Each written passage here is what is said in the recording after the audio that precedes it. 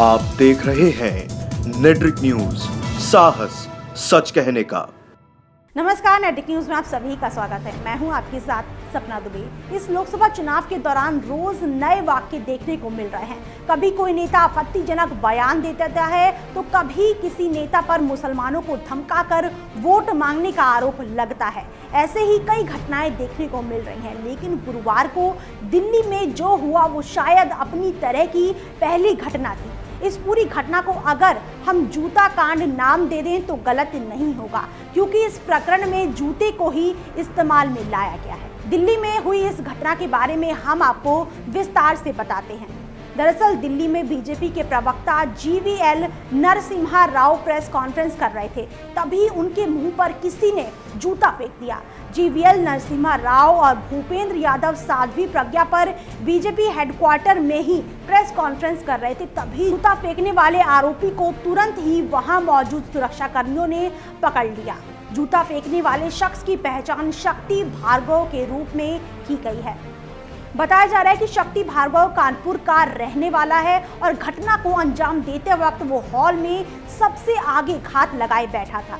जैसे ही जीवीएल नरसिम्हा राव ने press conference शुरू की, भार्गव ने जीपीएल पर जूता फेंक दिया। वो बात अलग है कि प्रेस कॉन्फ्रेंस के लिए बैठे नरसिम्हा राव बाल बच गए और शख्स को तुरंत धर दबोचा गया। स्टेशन पर जूता फेंकने वाले शख्स से पुलिस गहन पूछताछ में लगी हुई है। अब हम आपको बताते हैं कि शक्ति भार्गव है कौन। एक रसूखदार परिवार भार्गव से ताल्लुक रखता है, जो पेशे से सर्जन, डॉक्टर और बिल्डर है। इतना ही नहीं, शक्ति कानपुर में एक अस्पताल चलाता है। अब शक्ति भार्गव की हिमाकत को तो सबने देखा, लेकिन भार्गव के एक फेसबुक पोस्ट पर नजर डाले तो उसने 16 अप्रैल को अपने फेसबुक पोस्ट में खुद को व्हिसल ब्लोअर बताते हुए बीजेपी का जिक्र किया है और लिखा है कि पिछले 3 वर्षों में पीएसयू के 14 कर्मचारियों ने आत्महत्या किया। 2014 में नमो ने कहा था, ना खाऊंगा ना खाने दूंगा। 2019 में नमो सरकार के भीतर भ्रष्टाचार के खिलाफ कोई आवाज नहीं।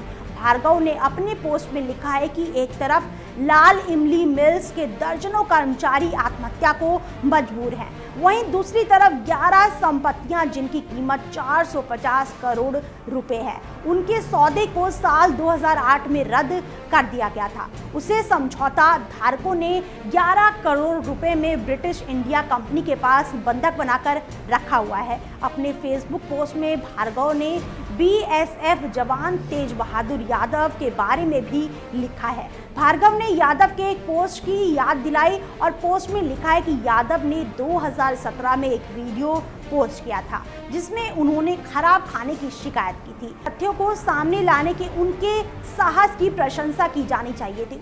उन्होंने जवानों को मिलने वाले खाने में हो रहे भ्रष्टाचार को उठाया था। इसके बजाय उन्हें अनुशासनहीनता के आरोप में निकाल दिया गया।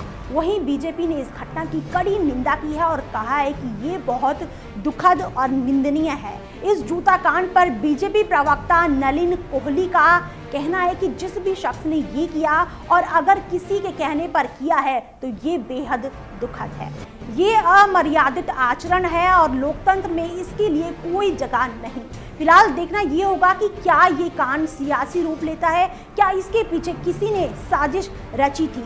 सवाल कई जिन्हें अभी हम छोड़ जाते हैं। फिलहाल इतना ही। बाकी देश और दुनिया की बड़ी खबरों के लिए देखते रहिए हमारे चैनल नेट्रिक न्यूज को। साथ ही खबरों की ताज़ा अपडेट के लिए हमारे चैनल नेट्रिक न्यूज को सब्सक्राइब करना ना भूलें। हमारे साथ जुड़े रहने के लिए हमारे YouTube चैनल को सब्सक्राइब करें, साथ ही बेल आइकन को दबाएं। नेट्रिक न्यूज की खबरें सबसे पहले देखने के लिए।